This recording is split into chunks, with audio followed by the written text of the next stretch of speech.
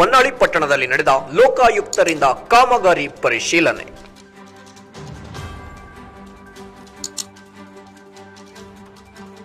ಹೊನ್ನಾಳಿ ತಾಲೂಕಿನ ಗೊಲ್ಲರಹಳ್ಳಿ, ಹೊನ್ನಾಳಿ ನಗರ, ನ್ಯಾಮತಿ ತಾಲೂಕಿನ ಸುರುವನ್ನೆ ಮುಖ್ಯ ರಸ್ತೆಗಳಲ್ಲಿ ಡಿವೈಡರ್ ಮತ್ತು ರೋಡ್ ಲೈಟ್ ಪಿಲ್ಲರ್ಗಳಲ್ಲಿ ಗುಣಮಟ್ಟ ರಹಿತ ಕಾಮಗಾರಿ ನಡೆದಿದೆ ಎಂದು ಆಪಾದಿಸಿ ಸ್ಥಳ ತನಿಖೆ ನಡೆಸುವಂತೆ 2022 ಅಕ್ಟೋಬರ್ 14ರಂದು ಸಾಮಾಜಿಕ ಕಾರ್ಯಕರ್ತ ಸೊಲ್ಟೂರ್ ಹನುಮಂತಪ್ಪ ಲೋಕಾಯುಕ್ತಕ್ಕೆ ದೂರು ಸಲ್ಲಿಸಿದ್ದರು.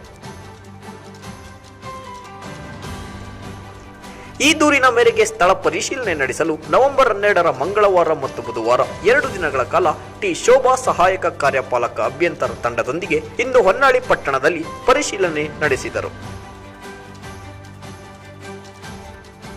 28 ಕೋಟಿ ವೆಚ್ಚದಲ್ಲಿ ಹೊನ್ನಾಳಿ, ನ್ಯಾಮತಿ ತಾಲೂಕುಗಳಲ್ಲಿ ಅಲಂಕಾರಿಕ ಲೈಟ್ ಮತ್ತು ಡಿವೈಡರ್ ವಿಚಾರವಾಗಿ ಕಳಪೆ ಕಾಮಗಾರಿ ವೀಕ್ಷಣೆ ಮಾಡುವುದಕ್ಕೆ ಲೋಕಾಯುಕ್ತಕ್ಕೆ ಸಾಮಾಜಿಕ ಹೋರಾಟಗಾರ ಸೊಲ್ಟೂರ್ ಹನುಮಂತಪ್ಪ ದೂರು ಸಲ್ಲಿಸಿದ್ದರು.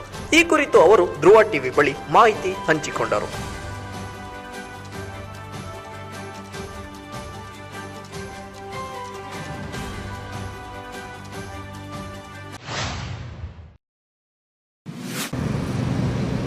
ಏನು ಹೊನ್ನಾಳಿ ತಾಲೂಕಿನಲ್ಲಿ ಹೊನ್ನಾಳಿ ಮತ್ತು ನ್ಯಾಮತಿ ಸುರುವನ್ನೆ ತನಕ ರೋಡ್ ಡಿವೈಡರ್, ಅಲಂಕಾರಿಕ ದೀಪಗಳ ಕಳಪೆ ಆಗಿದೆ ಅಂತಂದೇಳಿ 2022ರಲ್ಲಿ ಮಾನ್ಯ ಲೋಕಾಯುಕ್ತಕ್ಕೆ ನಾವು ದೂರನ್ನು ಸಲ್ಲಿಸಿದ್ವಿ.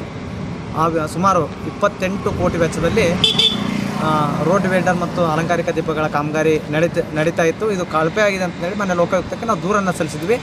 ಆ ವಿಚಾರವಾಗಿ ಇಂದು ಏನು ಮಾನ್ಯ ಲೋಕಾಯುಕ್ತದಿಂದ ಸ್ಥಳ ತನಿಖೆಗೆ ಬಂದು ಸ್ಥಳ ತನಿಖೆ ಮಾಡ್ತಿದ್ದಾರೆ. ನಮಗೆ ಸಂಪೂರ್ಣವಾದ ವಿಶ್ವಾಸ ಲೋಕಾಯುಕ್ತದ ಮೇಲಿದೆ. ಕಳಪೆ ಕಾಮಗಾರಿ ಆಗಿದೆ ಅಂತಂದೇಳಿ ನಾನು ದೂರನ್ನು ಸಲ್ಲಿಸಿದ್ದೀನಿ. ಹಾಗೆಯೇ ನಮಗೆ ಈ ಒಂದು ಹೋರಾಟದಲ್ಲಿ ಜಯನೂ ಸಿಗ್ತದೆ ಅಂತಂದೇಳಿ ನಾನು ಈ ಮೂಲಕವಾಗಿ ತಿಳಿಸ್ತಾ ಇದ್ದೀನಿ.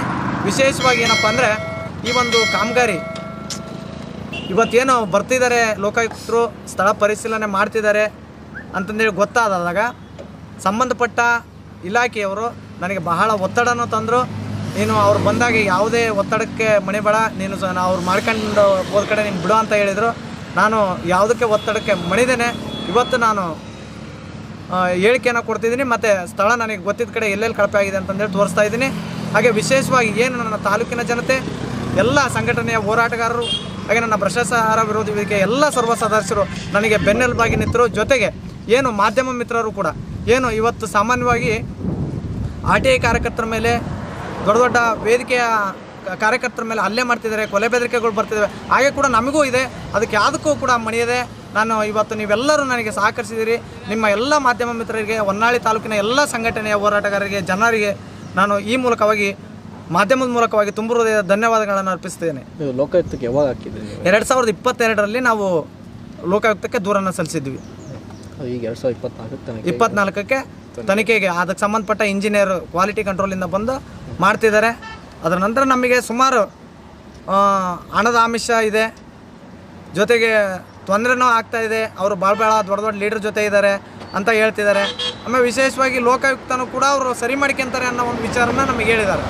ನಾವು ಅದಕ್ಕೇನು ಮಣದಿಲ್ಲ. ಲೋಕಾಯುಕ್ತದಾಗ ಅದು ಹೆಂಗೆ ಸರಿ ಆಗ್ತಾರೆ, ನಾನು ಕೂಡ ಬೇರೆ ಬೇರೆ ತನಿಖೆಗಳನ್ನು ಮಾಡಿಸಿ ಇದನ್ನು ಮಾಡಿದ್ದೀವಿ. ನಮಗೆ ನ್ಯಾಯ ಸಿಗುತ್ತೆ ಅನ್ನೋ ಭರವಸೆ ನನಗಿದೆ. ಧನ್ಯವಾದ.